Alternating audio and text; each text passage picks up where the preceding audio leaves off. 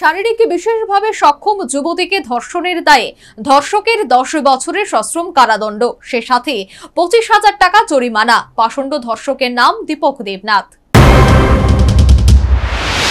সামাজিক অবক্ষয়, শারীরিক বিশেষভাবে সক্ষম যুবতী ধর্ষণের শিকার, থানায় মামলা দায়ের। আদালতে চার্জশিট পেশ।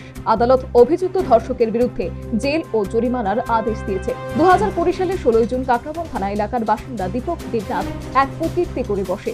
অভিযোগ, পাষণ্ড দীপক তার পাশের বাড়ির এক পরিবারের একাকিত্বের সুযোগ নিয়ে সেই বাড়ির শারীরিক বিশেষভাবে সক্ষম মুখ বধির এক যুবতীর ঘরে জোর করে প্রবেশ করে এবং সেই যুবতীকে ধর্ষণ করে। বাড়ির লোকজন ঘরে ফিরে এলে ধর্ষিতা যুবতী কান্নায় ভেঙে পড়ে এবং ঘটনাটি খুলে জানায়। বাড়ির লোকজন সেদিন কাকরাবন থানায় ধর্ষণের অভিযোগ দায়ের করে। অভিযোগ হাতে পেয়ে কাকরাবন থানা কর্তৃপক্ষ অভিযুক্ত দীপক দেবনাথকে গারদে পুরে। পরে এই মামলার পুলিশ অফিসার মাধবী দেববর্মা তদন্ত সাপেক্ষে আদালতে চার্জশিট পেশ করে। শনিবার এই কথা জানিয়েছেন সরকারি আইনজীবী পল্টু দাস। মামলাটা রায় উদয়পুর মাননীয় এডিশনাল সেশন জাজ কোর্টে প্রদান করা হয়েছে। এই মামলার নাম্বার হচ্ছে Kakraban PS case number 53 of 2020। ঘটনাটা হয়েছিল গত 16/6/2020 কাকরাবন থানার অন্তর্গত পূর্ব মির্জার বাদীর কন্যা একা বাড়িতে ছিল, তার মা বাবা বাড়িতে ছিল না।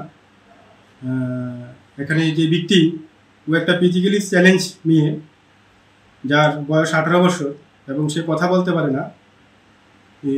এই অবস্থায় যখন তার মা বাবা সেদিন বাড়িতে ছিল না, বিবাদী দীপক দেবনাথ পাশের নিজের এলাকারই লোক, সে বাদীর বাড়িতে ঢুকে বাদিনীর কন্যাকে বলপূর্বক তার ঘরের পিছনে নিয়ে ধর্ষণ করেছিল।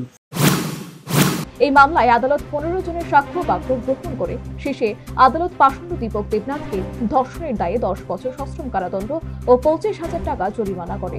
অনাদায়ে আরও 1 বছরের জেলের নির্দেশ দেয়। এই অভিযোগের পক্ষে বাদী কাকরাবন থানায় মামলা করেছিল। মামলায় এখানে তদন্তকারী অফিসার ছিলেন মাধবী দেববর্মা। মামলাটা তদন্ত করে আদালতে চার্জশিট প্রদান করেছেন। আদালতে চার্জশিট প্রদান করার পরে বাদী পক্ষের প্রসিকিউশন সাইড 15 জনের সাক্ষ্যবাক্য আদালতে প্রদান করেছিল। প্রদান করার পরে দীর্ঘ শুনানির পরে আদালত বিবাদী দীপক দেবনাথকে আজকের দিনে সেন্টেন্স দিয়েছে, তার পানিশমেন্ট ঘোষণা করেছে।